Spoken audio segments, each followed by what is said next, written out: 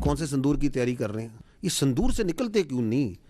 कोई मर्दाना नाम रख लो, ये संदूर तो खवातीन को लगाया जाता है। जान छोड़ दो अपनी फौज की, इसको प्रोफेशनल फौज बनने दो। Without evidence false flag operations एक के बाद एक के बाद एक, there is a long history.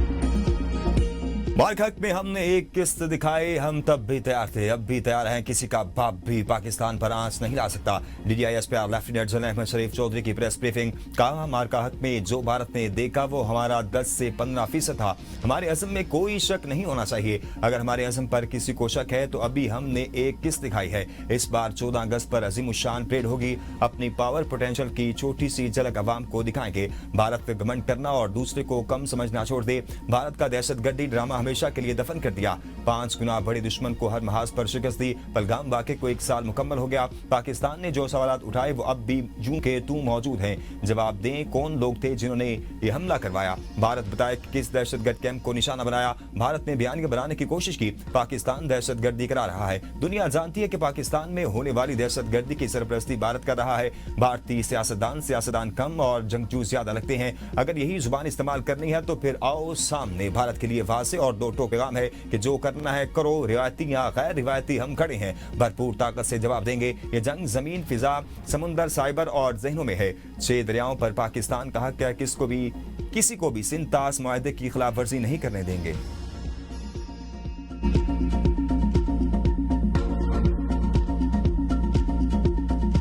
PF Cyber Force also targeted Indian data centers, affecting their digital space.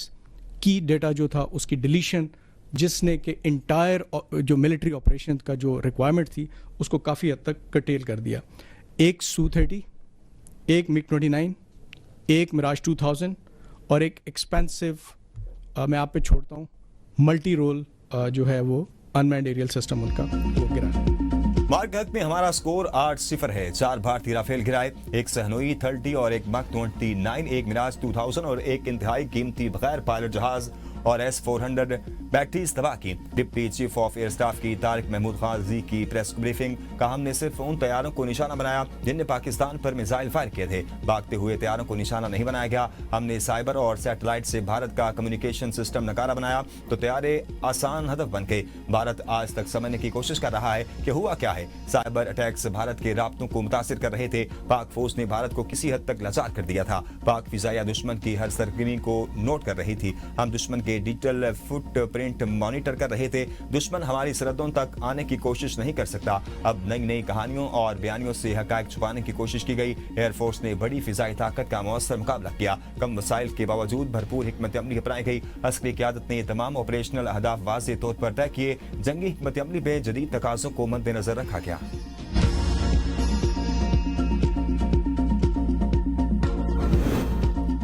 Pakistan की समुद्री हदूद महफूज है। भारत की समुद्री हदूद वसी है। पाकिस्तान भारत की समुद्री हदूद को आसानी से निशाना बना सकता है। Deputy chief of naval staff rear admiral Shafat Ali Khan की प्रेस ब्रीफिंग। हमारे बहरी असासे समुद्र में मौजूद हैं। दुश्मन जमीनी हकायक मद्देनजर रखते हुए कौलो फेल में जिम्मेदारी दिखाए। मार्का हक में भारत ने कई बार अपना बहरी बेड़ा तैनात करने की कोशिश की। भारतीय बहरिए की हिम्मत नहीं हुई कि वो हमारे पानियों का रुख करे। भारत ने खिफ्त मिटाने के लिए गैर जिम्मेदाराना बयान दिए। हम अमन चाहते हैं लेकिन इसे हमारी कमजोरी ना समझा जाए। मुसल्लह फौज की हम आहंगी हमारी कामयाबी की जामन बनी। हमारी साहली तंसीबात महफूज रहीं, बंदरगाहें फाल रहीं। हम अपनी सलाहियतों को दिन ब दिन पॉलिश कर रही हैं।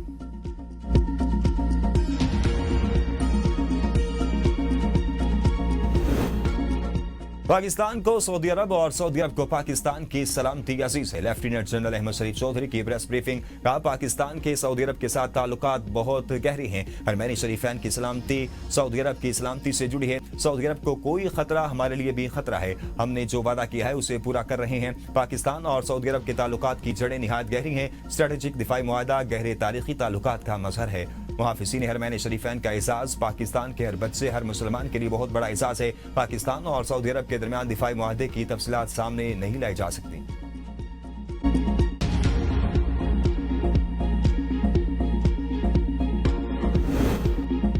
पाकिस्तान की सालसी में मौसूल होने वाले पैगामात का जायजा लिया जा रहा है। तर्जुमान ईरानी वज़ारत ख़ारजा इस्माइल बकाई का कहना है कि ईरान अभी किसी हतमी नतीजे पर नहीं पहुंचा। अमेरिका को अभी तक कोई जवाब नहीं दिया। ईरानी सदर डॉक्टर मसूद पेज़ेश्कियान की सुप्रीम लीडर आयतुल्लाह मुस्तफा खामनाई से मुलाकात। ईरानी सदर ने कहा कि सुप्रीम लीडर से तकरीबन 2.5 घंटे बातचीत की। आयतुल्लाह खामनाई मुज्तबा से मुलाकात एतमाद, अर्जी, गहरे खुलूस से भरपूर माहौल में हुई। सुप्रीम लीडर के अंदाज से गुफ्तगू, नुक्ता नजर नहायत आजिजाना और गहरे मुखलिसाना रवैये ने बहुत मुतासिर किया। आला तरीन अथॉरिटी की आजिज़ी और अखलाकी बर्ताव मुल्क के इंतजामी निज़ाम के लिए मददगार है। सदर मसूद पेशकियान का कहना था, इंतजामी ओहदा कोई मरात या बढ़तरी हासिल करने का जरिया नहीं, बल्कि ये अवाम की खिदमत, एहतसाब और अज़म का एक भारी बोझ है। इनका कहना था, दुश्मन दबाव के जरिए अवाम में बेचैनी और गुस्सा पैदा करना चाहता है। दुश्मन चाहता है ईरानी अवाम सड़कों पर आए, हुकूमती निज़ाम कमजोर हो जाए। अवाम को इश्तियाल दिलाने के लिए अमेरिका इक्तिसादी दबाव बढ़ाने की बात करता है।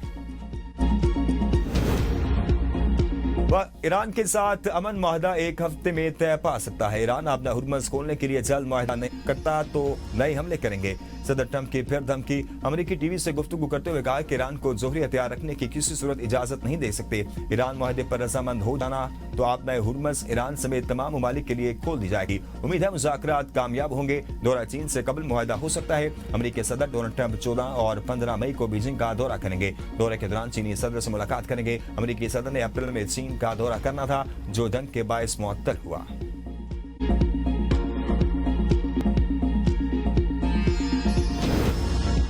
अमेरिका ईरान जंगबंदी के लिए कलील मुद्दती मुआहदे पर गौर। इब्तदाई फ्रेमवर्क तैयार कर लिया गया। बरतानवी खबर एजेंसी के मुताबिक दोनों ममालिक के दरमियान सबसे मुतनाज़ मामलात हल तलब रहेंगे। ये मनसूबा एक जामे अमन मुआहदे की बजाय कलील मुद्दती मफाहमती याददाश्त पर मबनी है। मुजवज़ा फ्रेमवर्क 3 मराहिल में सामने आएगा। पहले मरहले में बाज़ाब्ता तौर पर जंग का खात्मा किया जाएगा। दूसरे मरहले में अपना हुर्मज़ के बहरान को हल किया जाएगा। तीसरे मरहले में एक 30 रोज़ा मुज़ाकराती मुद्दत शुरू की जाएगी। इसमें एक वसीतर और जामे मुआहदे पर बातचीत की जाएगी।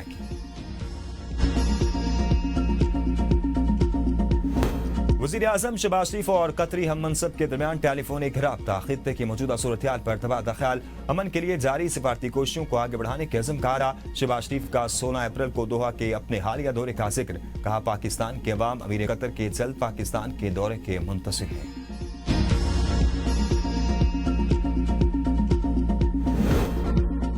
नायब वज़ीर आज़म इसहाक़ डार और ईरानी वज़ीर ख़ारजा अब्बास अराग़ची के दरमियान टेलीफोनिक राब्ता। ईरानी वज़ीर ख़ारजा ने दौरा चीन की तफसीलात से आगाह किया। खित्ते की ताज़ा सूरत-ए-हाल और जारी पेशरफ्त पर तबादला ख्याल किया गया। ईरानी मीडिया के मुताबिक दोनों रहनुमाओं ने खित्ते में इस्तेहकाम के लिए मुकालमे और सिफारतकारी के तसलसल की अहमियत पर जोर दिया। इलाक़ाई ममालिक के दरमियान तामीरी ताउन बढ़ाने पर इत्तफ़ाक़ किया गया। इस बात पर भी जोर दिया गया कि खित्ते में कशीदगी के फैलाव को रोकने के लिए मुश्तरका कोशिशें नागुज़ीर हैं। ईरानी वज़ीर ख़ारजा ने मुश्किल की इस घड़ी में सिफारती और इंसानी इमदाद पर पाकिस्तान से इज़हार तशक्कुर भी किया।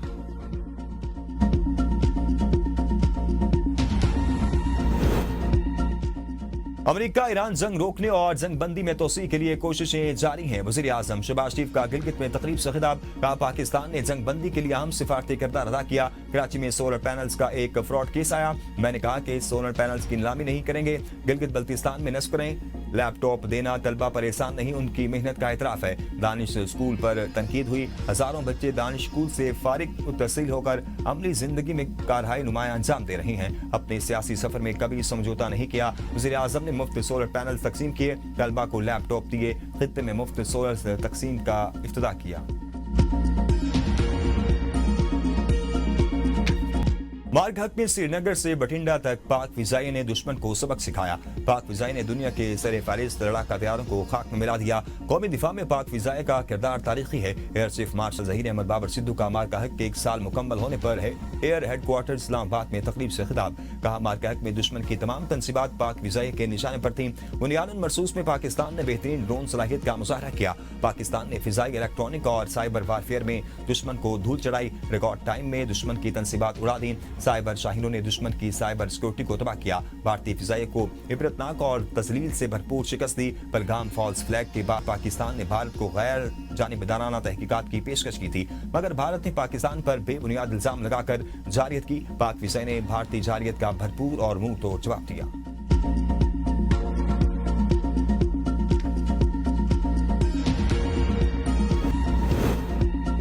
पीटीआई के जलसों और अडयाला जेल से बाहर आने का कोई प्रेशर नहीं। वज़ीर दिफा ख्वाजा आसिफ कहते हैं, पीटीआई के करीब तरीन लोग उकता गए, वो कहीं अडयाला के बाहर और जल्द से जुलूसों में नजर नहीं आते। पीटीआई के एक लीडर को ऑपरेशन बुनियाद मरसूस के हवाले से तकरीब में बुलाया, वो तबीयत की खराबी का बहाना बनाकर नहीं आए। फील्ड मार्शल और वज़ीर आज़म की सिफारतकारी से अमेरिका और ईरान मुआहदे के करीब पहुंच गए। इसके बाद हालात बेहतर, तेल की कीमतें कम हो जाएंगी, महंगाई की लहर भी वापस होनी शुरू हो जाएगी।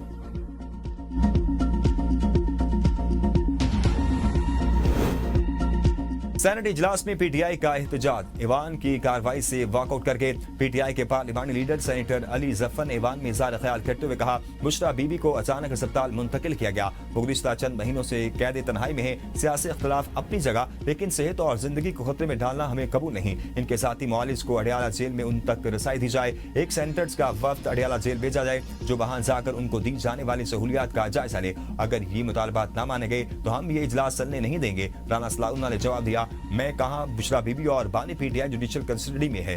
इलाज, मुआलजे समेत इन्हें तमाम सहूलियात मुयस्सर हैं। शिकायत की सूरत में अदालत से रुजू किया जाए। बुशरा बीबी की जेल में लिविंग कंडीशन से मुतल्लिक सुप्रीम कोर्ट में बाकायदा डिस्कशन हो चुकी है। सलमान सफदर ने बतौर फ्रेंड ऑफ कोर्ट जेल में मुलाकात के बाद अपनी तफसीली रिपोर्ट पेश की। बुशरा बीबी का इलाज जेल हुकाम की जिम्मेदारी है, जो कि बेहतर अंदाज में किया जा रहा है।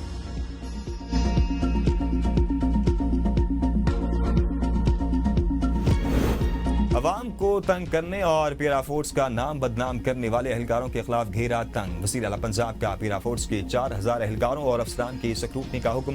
गैर कानूनी कार्रवाई में मुलव्विस एहलकारों को जेल भेजने का इंतबा। पीरा एहलकारों पर बॉडी कैम नस्ब करने के लिए 30 जून तक की डेडलाइन। वज़ीर आला की ज़ेर सदारत इजलास पीरा का नाम बदनाम करने वाले अनासिर के खिलाफ कार्रवाई करने का हुक्म। इजलास में पीरा से कार्रवाइयों से मुतल्लिक और दीगर ऑपरेशनल ब्रीफिंग दी गई। पीरा फील्ड फॉर्मेशन की कुल नफरी 8000 है, जिसमें से 4711 नशिस्तें पुर हो चुकी हैं।